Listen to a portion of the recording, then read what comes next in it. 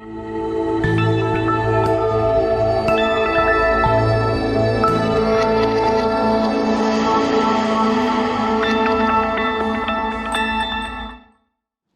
here with Brandon Mull, author of Dragonwatch, Return of the Dragon Slayers. Brandon, welcome to AASL National.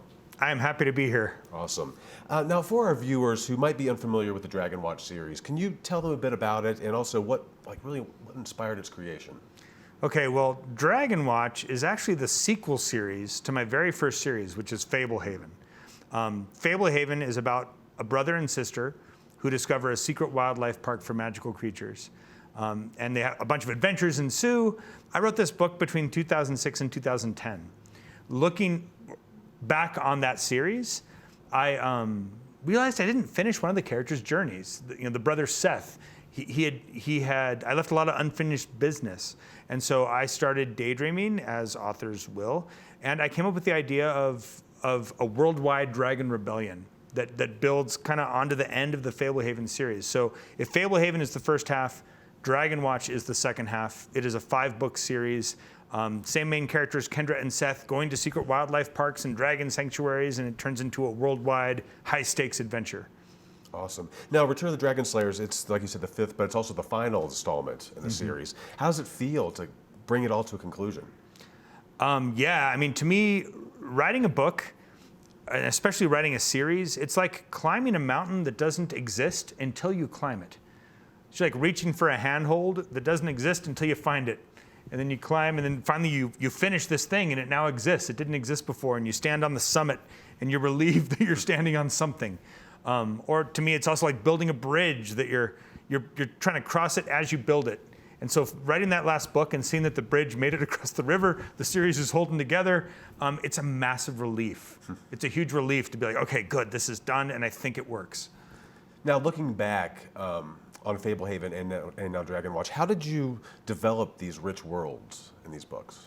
Yeah, I mean, that comes from, I'm just a nerdy guy, right? Like nerdy in this sense. I love fantasy adventure stories. I love daydreaming, world building, creating worlds in my head. If I'm bored in traffic, I'm lost in my imagination. And so time, I guess, is the answer. Time and daydreaming. I try to create scenarios that I haven't seen before. I try to take familiar elements, like with Fablehaven, I use magical creatures we've heard of, dragons and fairies, and my job is to do my version of these creatures. My job is to generate characters who have unique problems as they interact with these creatures. And yeah, I guess there's no substitute for time and daydreaming. Now, were you a big fan of fantasy and adventure novels as a kid? And if so, which ones were your favorites, and how do they inform your work now? So when I was a little guy, I wasn't that into thick books. Like if you threw a thick book at me, like a chapter book, I would go ride my bike or something. Until I read The Lion, the Witch, and the Wardrobe. There was something about kids crossing into another world and having adventures that really captured me. And that sucked me into wanting that kind of adventure in my life. In fact, I remember going to my grandma's house and like pushing to the back of the closet and wanting to go to another world and fight monsters and stuff. When I couldn't do that for reals, I just did it in my head. So it started me daydreaming about that kind of story.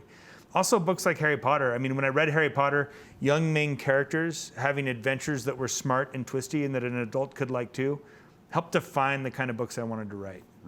Now let's talk a bit more about characters, because you're here at AASL, you're doing a program session about character building in your work. Yeah. And especially the hero's quest. Now, can you describe your process a bit, especially in like Fablehaven and Dragonwatch, where you have multiple heroes?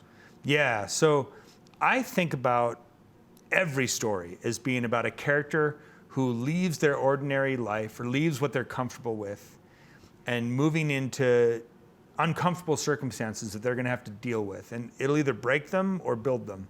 And they're going to go through trials, they're going to overcome difficulties, and after this journey, they come home changed, right? I mean, that's the basic hero's journey shape. And to me, it's the same in a romantic comedy as it is in a hero going on a quest, right? Like you're leaving what's comfortable, you're experiencing new stuff, you're coming home changed. With Fablehaven and Dragonwatch, yeah, I've got a large cast of characters. I'm pushing my characters to enormous extremes. It makes me feel cruel, but it's all in the name of creating a good story, right? Definitely my main character in Dragonwatch would be Seth. If Fablehaven was a little more Kendra's story, Dragonwatch is a little more her brother Seth's story, and I take him on a path where he really has to explore darkness and the darkness inside of himself, and who does he want to be? And I mean, he really does come home from that journey changed. Now, we're here at AASL National. You're surrounded by school librarians. Do you have a memory from your childhood about a school librarian or a school library that really sticks with you today? Yeah, I mean, speaking in general terms, my school librarian always seemed kind of like a magical person because they were always sharing stories, and my head is responsive to story. You know, even if I didn't like to read on my own, someone told me a story, I was very responsive to that. And I specifically remember one librarian who shared a really big excerpt from The Bridge to Terabithia, which wasn't a book I might have picked up on my own, but I remember when she read it, it really made me connect, and it was maybe part of what gave me faith to start digging into Narnia and stuff like that, because it was her willingness to share an extended excerpt that was enough to make me curious, that made a real difference in me opening myself up to reading. Awesome. Brandon, thanks so much for joining us today. Yeah, hey, it was my pleasure.